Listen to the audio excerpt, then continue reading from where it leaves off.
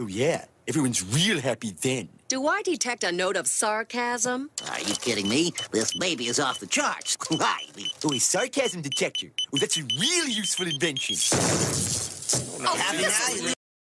It feels like Aaron Sparrow, comic book writer, editor, is quickly becoming the social media correspondent here on Thinking Critical YouTube. How you doing, Aaron?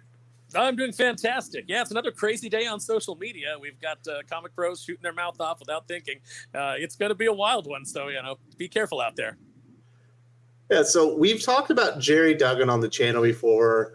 He's been disrespectful to the readers in the past. This is what he had to say this week. The folks collaborating on X Comics are cooking up the biggest stories in comics right now. The goal is to have fun, thrill our artists and editors, and give readers what they didn't know they needed. The goal is to make the artists happy. Everyone else is along for the ride. I don't know. As a comic professional, as a customer and a reader, it feels like a slap in the face and a complete dismissal of the reader's role in commercial art. As a comic book writer, editor, what do you think about this?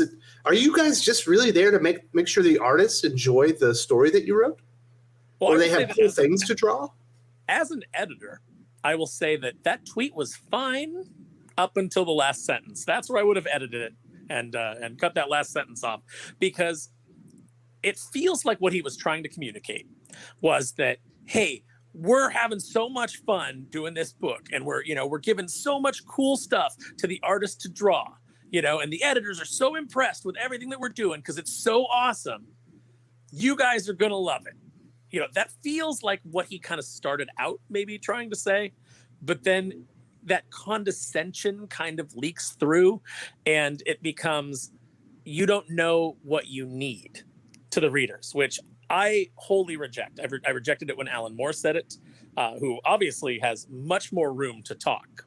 But, I've rejected that kind of hypothesis or that kind of approach to writing, ever since I heard it. And I don't think that it's a healthy way to handle your customer base. Certainly not a healthy way to communicate with them. Just reading it, like you said, the condescension just reeks through your computer screen, through your device, and you're just reading like, who is this arrogant prick? Is the response that I have. It's like, Gerry Duggan had a pretty decent, well-ish thought of Deadpool run. I really liked his story arc in Savage Sword and Conan. His Savage Avengers is better than anything he's done lately, but he's not Alan Moore. He's not Grant Morrison. He's not Marv Wolfman.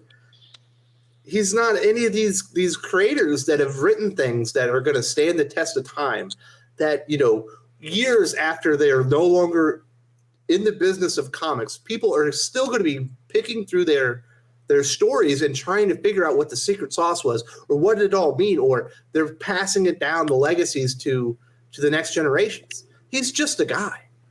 And when you read this, it feels like he really puts himself up maybe in esteem with those kind of creators.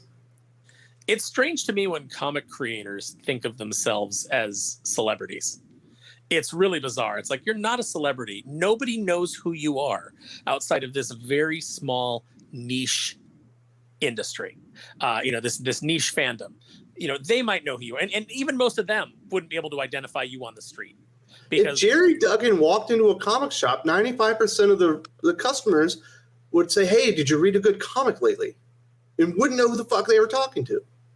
Well, nowadays, most people in the comic shop would say, "Hey, which Go way to is the it back. to the fun? Which way is it to the Funko Pops? Yeah, Where do we have those? The back issues are in the back. That's where you want to be." Yeah, the back issues. That's where you want to be. The new stuff up front, don't worry about that. Sadly, yeah, it's really strange. I would like to think the best, because I always try to think the best of people, even when they continually prove me wrong.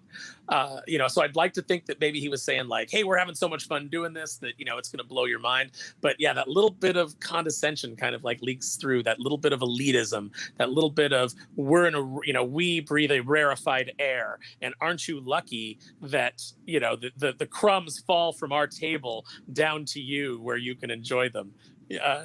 I don't think that's a healthy attitude. You and might I don't think that people might are as well enjoying said, let them read cake. Like, Yeah, essentially. I mean, as a writer, you want your artist to be invested, because if you write something really cool that your artist is going to dig, then your artist is going to put in that much, more effort. They're going to put a little mustard on that hot dog, so to speak.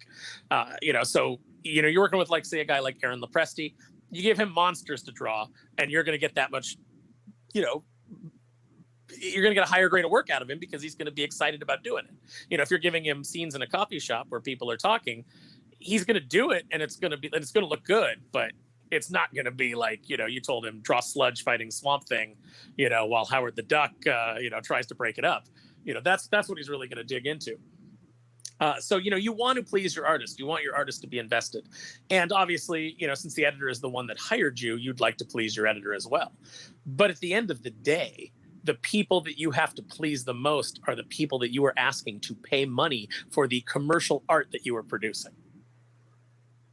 Yeah, the X-Men office, the very incestuous X-Men office that are just passing the jobs around instead of letting anyone else have a chance, even though several of them, including Gerry Duggan, have failed on titles. You need the pulse of what the readers think and the customers think. It doesn't matter if what you guys think is what you're doing is the greatest thing ever. If the readers don't buy it, then it wasn't good. And that's just, because we're in it's a commercial business. And for him to go out there and just so flippantly dismiss the opinions, or probably the feedback, I think this is mostly dealing with people saying, hey, Hellfire Gala sucks. We don't want to see mutants in stupid RuPaul Drag Race costumes for 12 issues. We want to see mutants on action adventures. And it's like, oh, it's not about you. It's about the artists. The artists love drawing these gowns. Like, who gives a fuck? I mean, that's great if the artist likes drawing them. I mean, some of them look kind of neat, but I don't have any interest in the story that these designs are, these costume designs, because that's what they are. I don't have any interest in the story that these are supporting. So that's the main problem is, your artist got to draw some cool outfits. Like, there's a couple that I think look neat. Not necessarily for the characters that they're on, but just, as designs. I think Cannonballs is really good.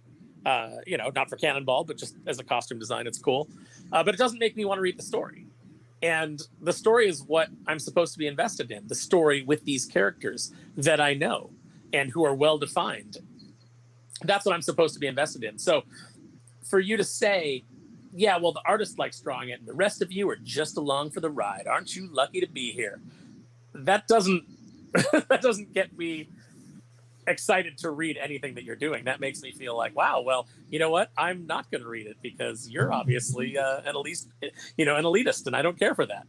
You obviously look down on me, and you look down on the readership, and you look down on the fans, and I don't think that I want to give you my money.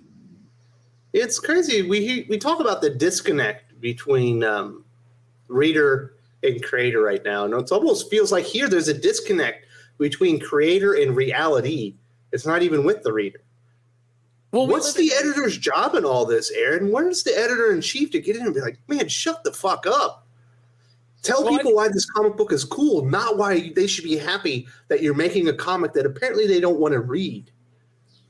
Well, I think the editor-in-chief was neutered from the very moment that he came in. I think that was very much a plan and a plot. He was sabotaged from the very beginning. And, we live in a world where you can come out on Twitter and you can say that he is a racist, and then that will get you a job. So me criticizing him right now and saying that, his balls were taken away from the very beginning, you're going to see me on a Marvel title next week because I insulted the editor-in-chief. Apparently that's how it works. If, but only if you're, in specific groups. But I think that we're also in a post-success comic book industry where as long as they can keep raising prices and keep doing variant covers that keep the bottom line looking healthy to the executives. Look, we made more money this quarter, but you sold way less units. Well, we made more money. As long as you can keep that shell game going for at least another little while, I think that we're in a post-success world where it doesn't matter if these people have failed again and again. The nepotism will keep them getting hired because they're just going to reboot that series anyway and go with this, the same creative team. But it'll get that temporary bump because for some reason retailers keep falling for this. because in the That's hopes because what people are paying for, high dollar for, and all these, limited variants. Yeah, exactly. So, as long as you can keep playing that shell game, and run it out as long as it lasts, then your writers don't have to be hooking readers. These books don't have to be successful. Well, I mean, what's the last book that had like a decent run? Immortal Hulk? Yeah. That actually got some numbers behind it because people actually liked the story. So why is Al Ewing not coming into the X office? That guy has got some. Technically, he's on Sword. Yeah, no, for some reason, nobody's reading that. That's going to be the next X Factor. I can tell you why no one's reading. It's because the second issue tied directly into King Black. Third issue, then right after that, it's tying into Hellfire Gal, and then right after that, it's tying into this crossover event. Like, they never established the character, the setting, or the stakes of the story. They just keep tying in all this other bullshit. Yeah, I know that at either of the shops that I do the ordering for, we got 0 pulls for Sword. It's the only X title that nobody put on their pull list. I think it's just because of the fatigue. Obviously it's just been diminishing returns with each new title that's been announced. X Factor, terrible seller for us. New Mutants dropped off a cliff the moment that Vita Ayala came on. I haven't read the story, so I can't judge it on its quality, but she, like we talked about in our last video, she's just developed a reputation of being bad or being bland and being boring. And so people see that name come onto a title and they immediately drop it. And that's, again, the fault of editorial. They're putting people on books before they are ready to carry that burden. They should be cutting their teeth on smaller stories, backups, things like that, where the editor is working with them and helping them to develop their craft so that they can get better. But even when they do get better, like a Mariko Tamaki, where she has improved over time, you still have that reputation of, oh no, I read the X-23 book and I thought it was terrible, so I'm not going to pick up this new book by her. You're hurting these people. You're not helping them. I don't feel like editors, maybe they don't have time. I know that the pay at Marvel is not great. We've all seen reports of that. And, maybe they're all desperately overworked and, they don't have time to actually sit down with these people and hammer out great stories and help them develop. Maybe that's a huge problem. But, whatever the source of the trouble is, people are not being developed properly. And these titles are not given a chance to grow or to establish an audience before we're into the next crossover or, canceling it and on to the next number one. Well, and it sounds like they don't even want customer feedback or criticism about their product. You're just here for the ride. You're not supposed to tell us whether you liked it or not. Enjoy the product. Enjoy product. Yeah, it's the Red Letter Media. I think it was Jay Bauman who said, don't criticize product. Just consume and get excited for next product. And that seems to be what they're telling people to do. Now, I understand telling fans, hey, don't send us your story ideas.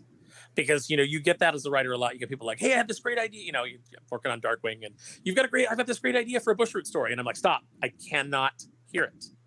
Because you're not supposed to take unsolicited story material. Yeah, and if I'm thinking of doing something with the character that you're pitching me, and it's similar to what you're pitching me, I now have to abandon it because, you've publicly sent me this thing, and it's going to look like I stole your idea, even though it was already in development. So, writers have to be very cagey about that, and that I understand.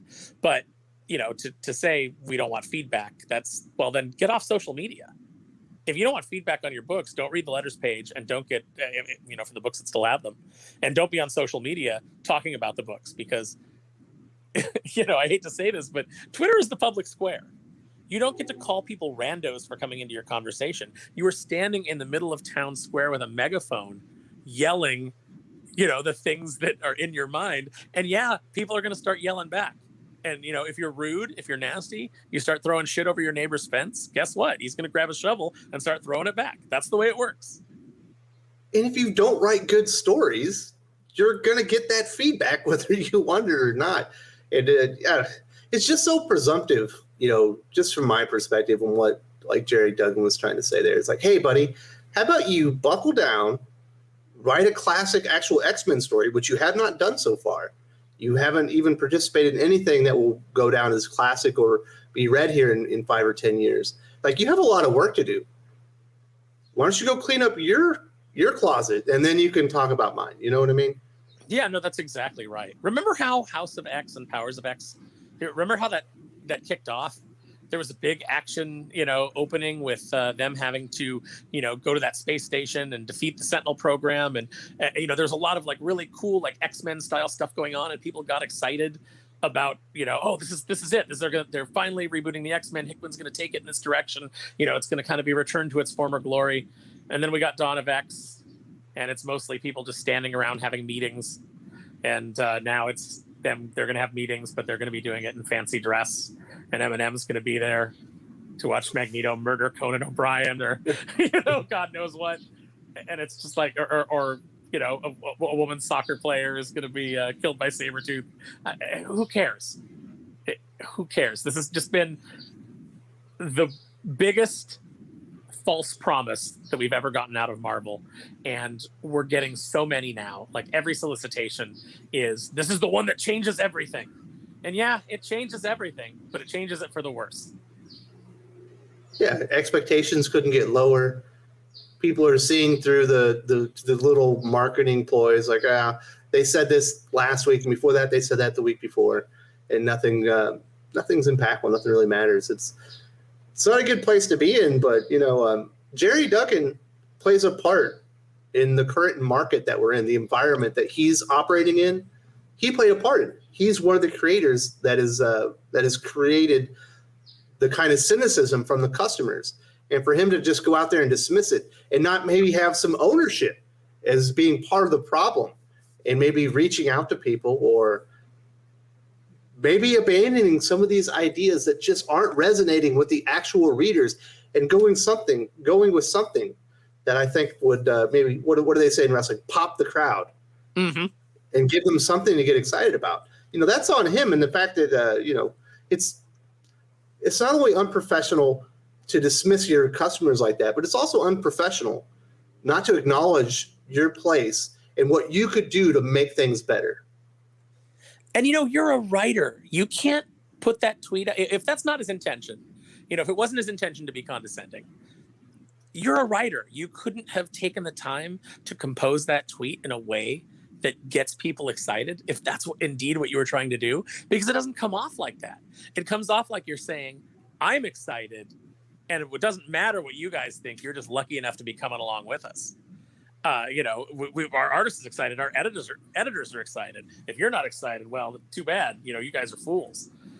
A better way to say that would have been like, we're having. I've seen the tweet, Aaron. It goes like this: you're not going to believe what Valerio Shitty just sent me, the most mind-blowing page of X-Men art I've seen in 5 years. And then you at them, and then Valerio's like, oh, man, people aren't going to believe this. And then they show, like, one little corner, like, oh, that's all I can show you.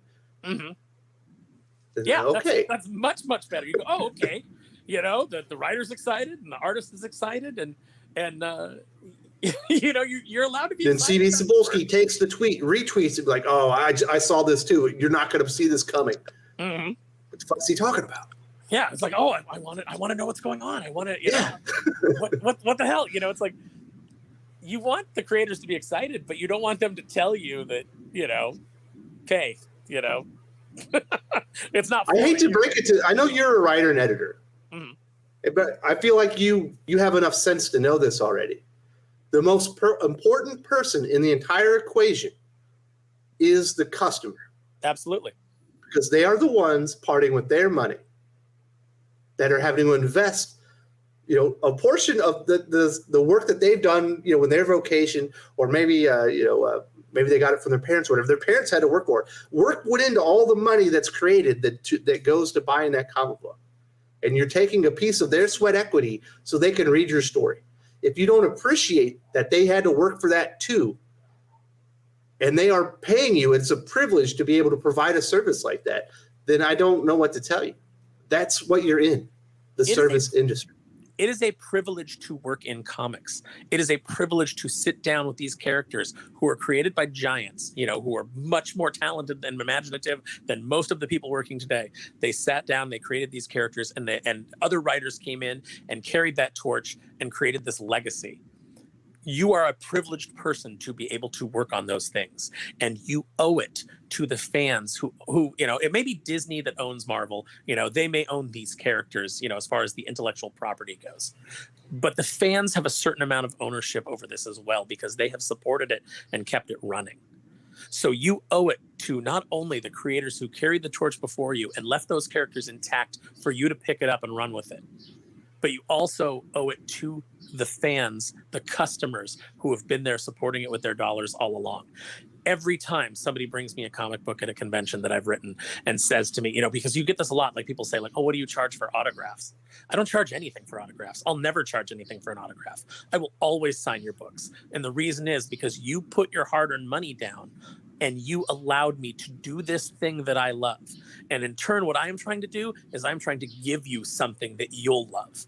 So when I sit down to write a script with that character, I am not only thinking, what am I going to enjoy about doing this, but what is going to blow the fans' minds? What is going to make them walk away feeling like the $2, $3, $4, $8, whatever it is that they're spending on this book?